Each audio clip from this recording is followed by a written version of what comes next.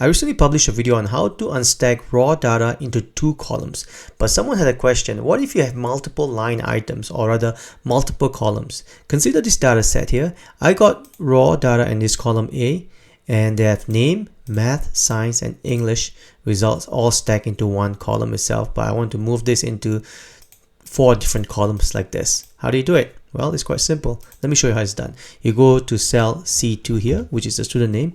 I'm going to assign the very first record like that. And then math, you're going to say equal. These are math results.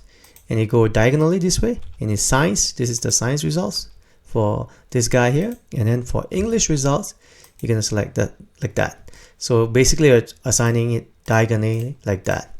So next thing you're going to do, you're going to select the cell like this for one record. And you're going to drag this cells all the way down to the very last row of your raw data like this, and it should look something like that.